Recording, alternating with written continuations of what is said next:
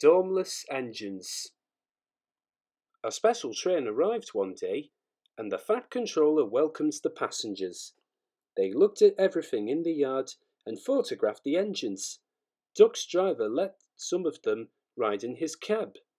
"They're the Railway Society," his driver explained. "They've come to see us. Their engine's City of Truro. He was the first engine to go 100 miles an hour. Let's get finished, then we can go and talk to him." "Oh," said Duck, awed. "He's too famous to notice me."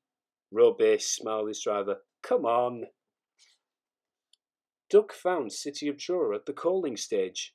"May I talk to you?" he asked, shyly. "Of course," smiled the famous engine. "I see you are one of us." "I try to teach them our ways," said Duck modestly. "All ship-shape and trim and fashion, that's right." "Please could you tell me how you beat the Southwestern?" So City of Truro told Duck all about his famous run from Plymouth to Bristol, more than 50 years ago. They were soon firm friends and talked Great Western till late at night. City of Truro left early next morning. "Good riddance," grumbled Gordon. "Chattering all night, keeping important engines awake. Who is he, anyway?" "He's City of Truro. He's famous." "As famous as me? Nonsense!" "He's famouser than you. He went 100 miles an hour before you were drawn or thought of." "So he says, but I didn't like his looks. He's got no dome," said Gordon darkly. "Never trust domeless engines. They're not respectable." "I never boast," Gordon continued modestly, "but 100 miles an hour would be easy for me. Goodbye." Presently, Duck took some trucks to Edward Station. He was cross, and it was lucky for those trucks that they tried no tricks. "Hello," called Edward. "The famous City of Truro came through this morning. He whistled to me. Wasn't he kind?" "He's the finest engine in the world," said Duck, and he told Edward about City of Truro and what Gordon had said. "Don't take any notice," soothed Edward. "He's just jealous. He thinks no engine should be famous but him. Look, he's coming now." Gordon's boiler seemed to have swollen larger than ever. He was running very fast. He swayed up and down and from side to side as his wheels pounded the rails. "He did it, I'll do it. He did it, I'll do it," he panted.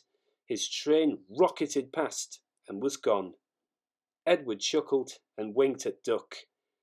"Gordon's trying to do a City of Truro," he said. Duck was still cross. "I should think he'll knock himself to bits," he snorted.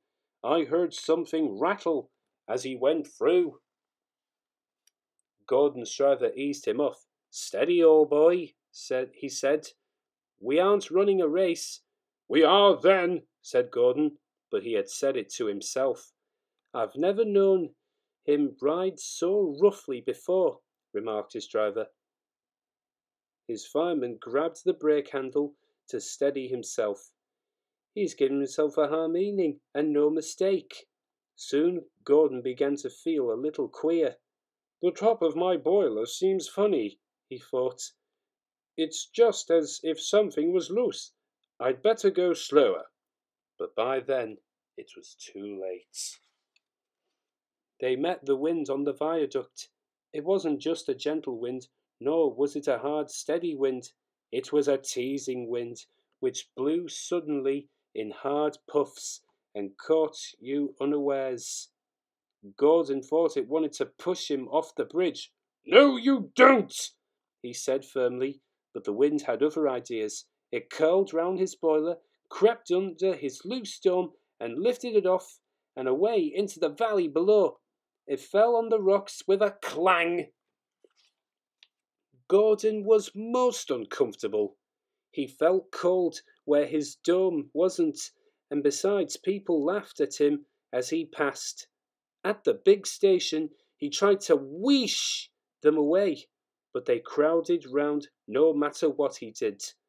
On the way back, he wanted his driver to stop and fetch his dome, and was very cross when he wouldn't. He hoped the sheds would be empty, but all the engines were there, waiting. "Never trust domeless engines," said a voice. "They aren't respectable."